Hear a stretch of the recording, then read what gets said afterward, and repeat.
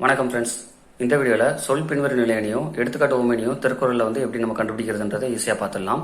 இருக்கிற அணிகள்லேயே இந்த சொல் பின்வரு நிலையணி வந்ததுன்னா ரொம்ப ஈஸியாக நம்மளால் கண்டுபிடிக்க முடியும். இந்த சொல் பின்வரு நிலையணினா என்னென்னா, வந்த சொல் மறுபடியும் வரும்.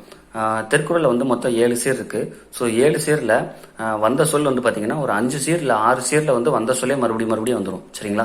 ஸோ இந்த துப்பா அப்படின்ற வேர்டு பார்த்தீங்க அப்படின்னா ஒரு 5 சீரில் வந்திருக்கு. ஸோ 5 அல்லது 6 சீரில் ரிப்பீட்டடாக வந்தது அப்படின்னா அது சொல் பின்வரு நிலையணி. சரிங்களா? ஸோ இந்த சொல் பின்வரு நிலையணி அப்படின்றது 6th to 12th புக்கில் ஒரு 2 இடத்துல மட்டும்தான் இருக்குது. ஸோ ஒரு குறள் பார்த்துட்டோம். இன்னொரு குறள் என்னன்றதை நம்ம பார்த்துடலாம். ஸோ இன்னொரு குறள் இதுதாங்க. ஸோ இந்த பற்றுக பற்றான் பற்றினே அப்பற்றை பற்றுக பற்று விட இருக்கு. இதில் சொல் பின்வரு நிலையணி வந்திருக்கு. இதில் பார்த்தீங்க அப்படின்னா இந்த பற்று அப்படின்ற வேர்டு 6 சீரில் வந்திருக்கும். சரிங்களா? ஸோ ஒரு வேர்டு 5 அல்லது 6 சீரில் தொடர்ந்து வந்தது அப்படின்னா அது சொல் பின்வரு நிலையணி. சரிங்களா? ஸோ சொல் பின்வரு நிலையணி பார்த்தாச்சு. அடுத்து நம்ம பார்க்க போகிறது எடுத்துக்காட்டு உவமையணி.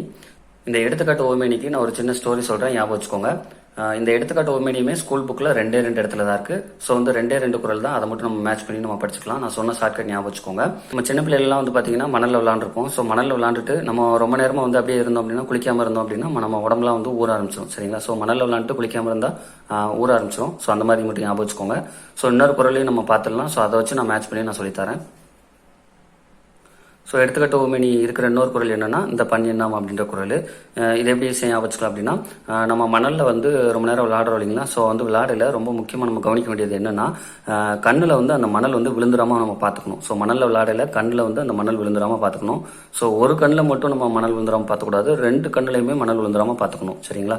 ஸோ இதே எப்படி எடுத்துக்காட்டு உவமையணியோட மேட்ச் பண்ணலாம் அப்படின்னா, நீங்கள் உங்கள் லைஃப்பில் நடந்ததையே நீங்கள் எடுத்துக்காட்டாக இந்த குறளை ஞாபகம் வச்சுக்கிறதுக்கு நீங்கள் யூஸ் பண்ணலாம். ஸோ உங்கள் லைஃப்பில் நடந்ததையே நீங்கள் ஒரு எடுத்துக்காட்டாக நீங்கள் யூஸ் பண்ணிக்கலாம். சின்ன பிள்ளைல நீங்களே மணலில் விளாண்டுருப்பீங்க. அப்புறம் கண்ணில் தூசு படாமல் நீங்கள் 2 கண்ணிலையும் தூசு படாமல் விளாண்டிங்க அப்படின்றத கற்பனையாக ஞாபகம் வச்சுக்கோங்க.